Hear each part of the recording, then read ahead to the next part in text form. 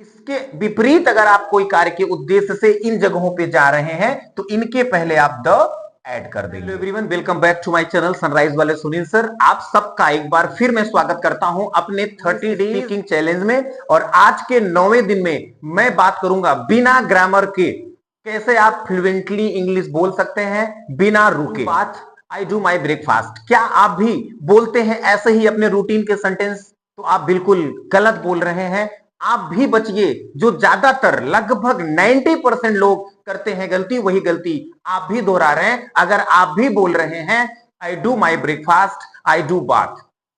आज के इस वीडियो में मैं बात करने वाला हूं अपने रूटीन के सेंटेंस को बोलते समय जो ज्यादातर लोग गलती करते हैं, कैसे हम बचें इन गलतियों से, और क्या है वो गलतियां जो ज्यादातर लोग कर देते हैं अपने रूटीन को बताते वक्त, अपनी हैबिट। पहले हम जानते हैं कि आई डू अ बाथ बोलना क्यों रॉन्ग है और इसकी जगह हमें क्या बोलना चाहिए। अगर आपने कह दिया आई डू बाथ, आप याद रखिए बाथ का मतलब स्नान करना नहीं होता, स्नान होता है। तो आपने अगर कह दिया आई डू बाथ, तो डू माने हो गया करना। इससे हमको लगता है कि हमने सही कर दिया, आई डू बाथ, मैं स्नान करता हूं। जबकि डू अगर आप कोई वर्क कर रहे हैं वहां पे लगाएंगे, ना कि स्नान करना, स्नान के साथ में। अगर आपने कह दिया आई बॉथ, तो भी ये रॉन्ग हो जाएगा क्योंकि जस्ट आफ्टर ये नाउन आप लिख रहे हैं। आपको यहां बोलना चाहिए आई हैव अ बाथ, या आप कह सकते हैं आई टेक अ बाथ। तो याद रखें, अगर आप कहना चाहते हैं कि मैं स्नान करता हूं तो आप बोलिए आई हैव अ बाथ या बोलिए आई टेक अ बाथ, लेकिन कभी ना बोलिए आई बाथ या आई डू अ बाथ। तो चलिए जानते हैं दूसरा है आई एम डूइंग ब्रेकफास्ट। ये भी रॉन्ग है। डूइंग माने करना, ब्रेकफास्ट नाश्ता। अगर आपने कहा कि मैं नाश्ता कर रहा हूं तो नाश्ता ये एक्शन नहीं है, नाश्ता एक खाने की वस्तु है। तो इसके लिए आप ईटिंग वर्ड का इस्तेमाल कर सकते हैं, आई एम ईटिंग बोल सकते हैं।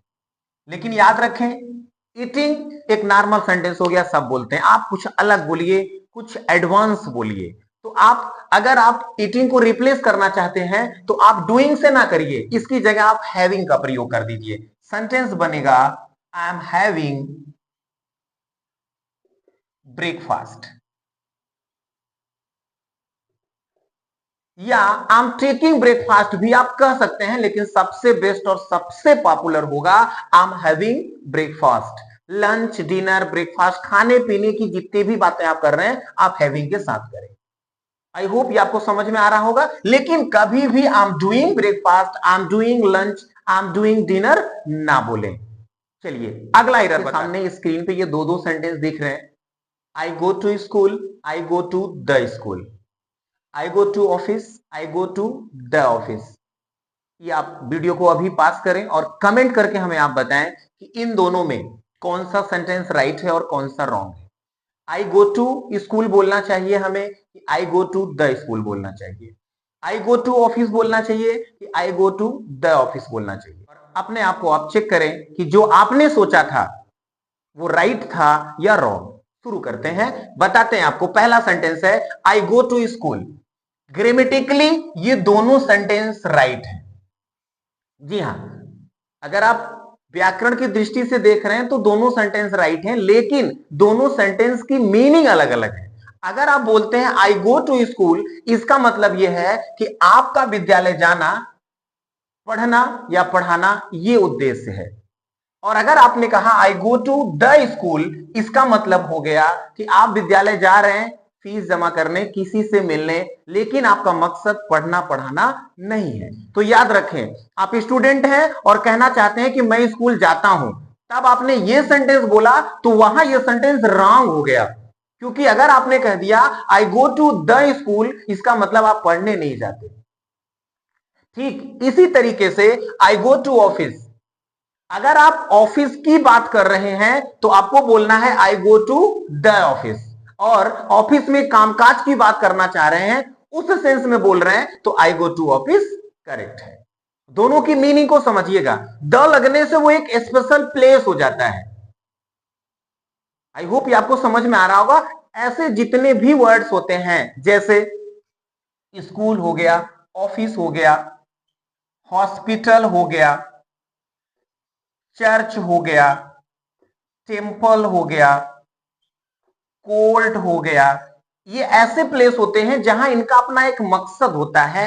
हॉस्पिटल इलाज करना कराना, चर्च में पूजा करना कराना, टेम्पल पूजा करना, कोर्ट वकालत, जहां पे या तो जज जाए या तो मुजरिम जाए। इसके विपरीत अगर आप कोई कार्य के उद्देश्य से इन जगहों पे जा रहे हैं तो इनके पहले आप द ऐड कर देंगे। और अगर यहां हो रहे काम, जैसे हॉस्पिटल गए इलाज करने या कराने, आप डॉक्टर्स हैं, आप हॉस्पिटल जा रहे हैं, आप पेशेंट हैं, आप हॉस्पिटल जा रहे हैं, तो आप बोलेंगे आई गो टू हॉस्पिटल, ना कि I go to the hospital. I hope ये आपको याद रहेगा। अपनी रूटीन्स में ऐसे शब्दों को बोलने से आप बचिए, कभी ऐसी गलती ना करें।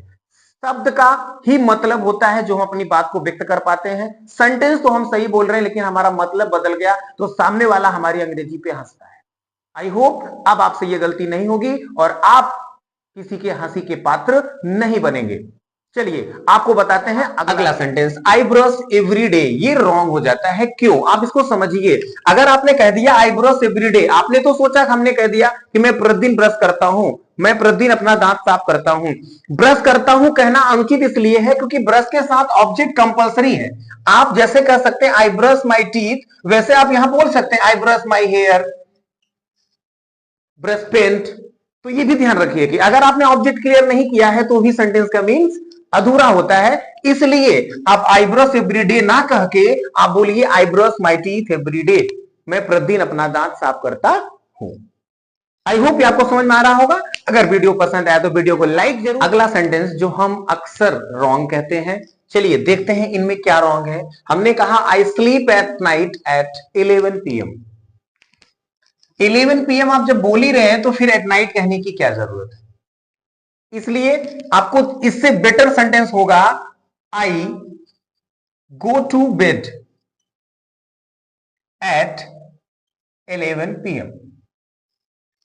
मैं रात्रि 11 बजे बिस्तर पे जाता हूं। एक चीज को और ध्यान दीजिए, जैसे अगर आपने कह दिया आई स्लीप एट नाइट, मैं रात में सोता हूं 11 बजे, तो ऐसा नहीं कि आप तुरंत गए और सो गए, ये भी अनुचित हो जाता है। आई गो टू बेड, बिस्तर पे जाते हैं, थोड़ी देर बाद सोते होंगे, तो सो गए से कहना सो जाता हूं से अच्छा होगा कि कहना कि बिस्तर पे जाता हूं। इसलिए आपको बोलना है I go to bed at 11 PM। Grammatically अगर आप कहते हैं आई स्लीप एट 11 PM, ये भी सही है।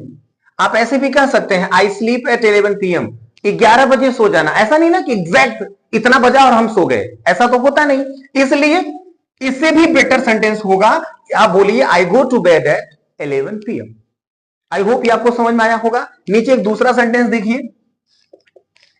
दे ate dinner at night in the night.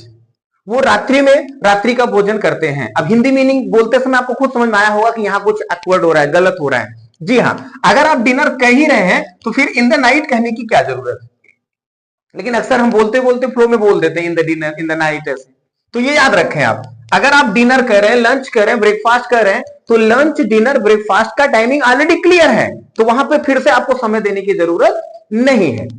अभी जो मैंने आपको कॉमन इरर बताई कि अक्सर लोग बोलते समय ऐसा करते हैं, आज से आप उस इरर पे फोकस करिए और आपके द्वारा वो गलती नहीं होनी चाहिए।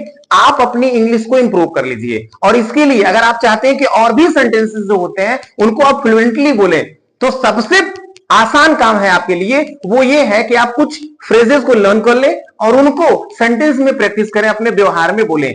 मैं अपने पिछले वीडियो में भी बता चुका हूं, जिन कार्यों को आप रेगुलर करते हैं, प्रतिदिन करते हैं, उनकी एक लिस्ट तैयार कर लें और उनके साथ प्रैक्टिस करें। वर्ड भी लर्न होगा और आपकी स्पीच फ्लुएंसी भी मेंटेन हो जाएगी।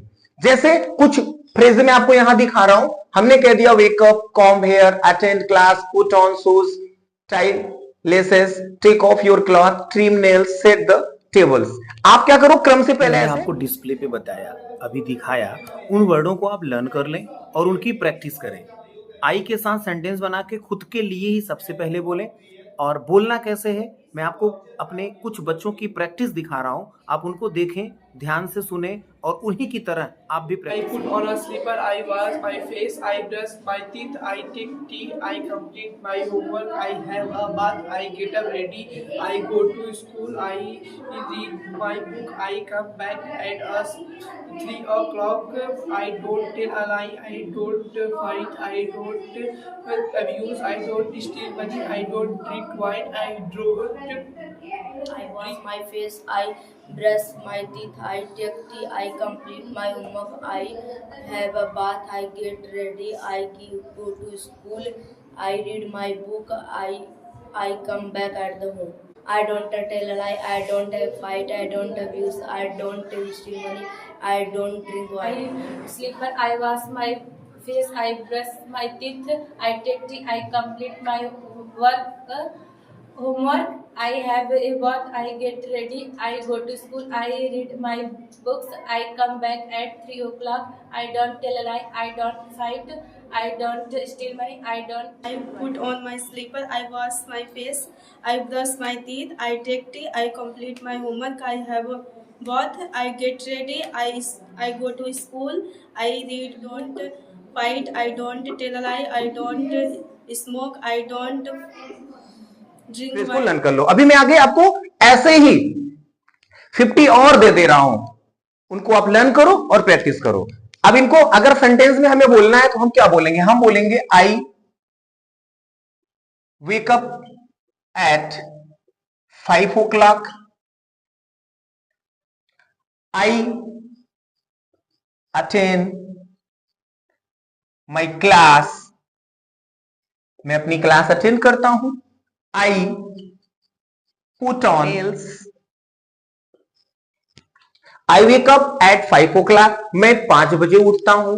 आई अटेंड माई क्लास, मैं अपनी क्लास अटेंड करता हूं। I put on my shoes, मैं अपने जूते पहनता हूं। आई टाई लेसेस, फीता बांधता हूं।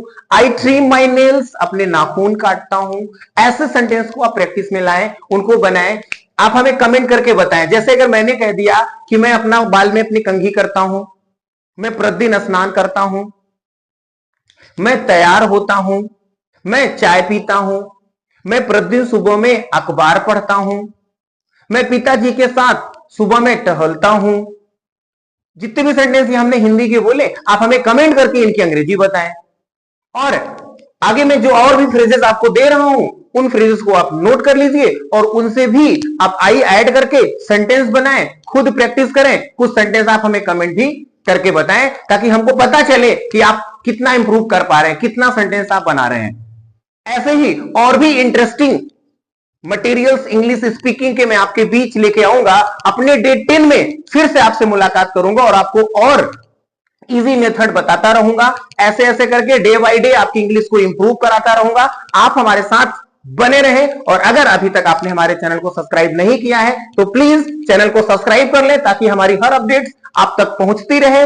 और अगर ये वीडियो आपको पसंद आया है तो वीडियो को लाइक जरूर करें, शेयर भी अपने दोस्तों में करते रहें। कर भला तो हो भला, आप भी सीखें, अपने दोस्तों को भी प्रोवाइड करें, वो भी सीखें। और हाँ, कमेंट करना ना भूलें मेरे दोस्त। अगर आप कमेंट करते हैं तो उससे हमारा थोड़ा सा इंटरेस्ट बढ़ जाता है, हमको लगता है कि हाँ आप समझ रहे हैं और आप अच्छा कर रहे हैं। थैंक यू, जय हिंद।